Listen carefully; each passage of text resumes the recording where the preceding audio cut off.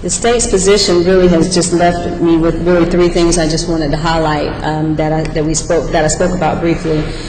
I think the state has taken some liberty with the facts that they are focusing on, only in as much that in terms of what the behavior was or what was observed prior to the actual turn onto Cannon Boulevard.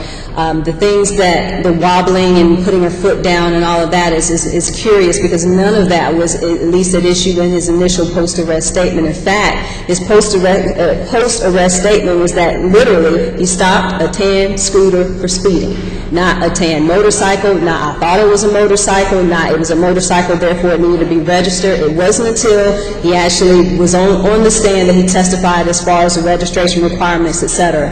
I think it's also curious and was an issue that was raised in the trial court, is that not only was she not cited with the registration, which is the sole basis for the stop and according to the state, therefore they had probable cause for the stop, but then therefore she wasn't cited for anything else that would be associated with a motorcycle, such as no motorcycle endorsement, or driving while license revoked, or no operator's license, or no insurance, or all of those things that would be implicated if this now motor scooter is now a motorcycle because it just happened to exceed 30 miles per hour. I think the court has raised some very interesting issues about that speed requirement. The state has taken the position that once it exceeds 30, that's enough.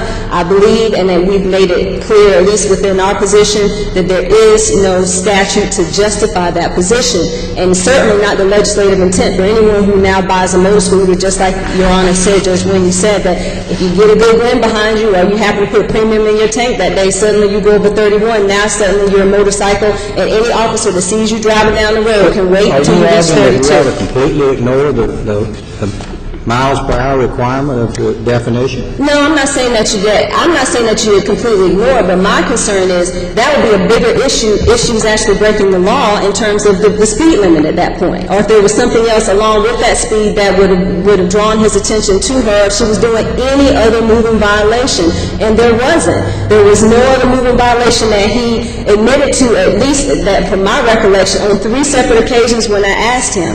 The only thing that he focused on was she was going up an incline, she hit 32, I thought that was enough, therefore I initiated a traffic stop. It's now a motorcycle. But none of those other things, the justification being I didn't want to load her down with citations, but those are the basis, or if that is the basis for the actual traffic stop, now we've come back full circle to not having the statute that would be able to justify that. Why wouldn't he have charged her with no registration if that was his basis? Why not charge her with unsafe movement or something along those lines if he felt that there was enough evidence in order to prove it? Surely an officer can choose not to cite someone, but I think in this case it's very telling, because his post-arrest statements in terms of what he observed, he kept referring to it as a scooter, never referred to it as a motorcycle, and that what his observations were came out in testimony and not in his actual post-arrest statements, which happened immediately after she was actually arrested. Finally, Your Honors, I would just particularly want to focus on and I don't know if it's really necessary at this point as far as the ID analysis, but at this point, it's my contention and my client's contention that you're basically dealing with reasonable suspicion that's not much more than a hunch. It's no different than one of us driving down 40 that happens to turn on our radio and we swerve a little bit. Does that mean officer can now stop us for driving while impaired? I think not based on those facts.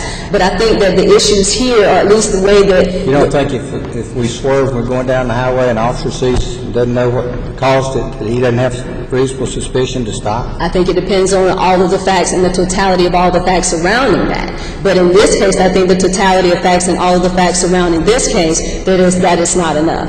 I use that as an example, but my point is that it has to be the totality of all the facts and all of the observations by that officer before initiating that traffic stop. But doesn't that get to reasonable suspicion to stop, and then once the stop is made, probable cause as to whether or not to charge or arrest? Is that not what we really deal with?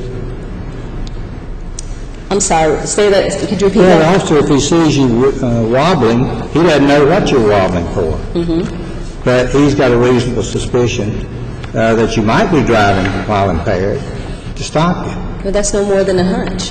And then it becomes an issue where now you're just using the traffic stop as an opportunity to deal with that particular hunch. And I think those are the issues that Ivy brought out in its concerns in terms of the driving while black issue and things of that nature in order to now justify it.